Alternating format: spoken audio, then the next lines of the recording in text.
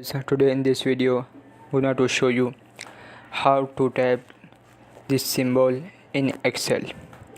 So guys, if you want to type Excel, this symbol type in Excel, so very easy. Firstly click on insert, after click on symbol, after type that record 00C0, after click on insert, click on close. This is small size, you want to big size, so choice and change color, that is.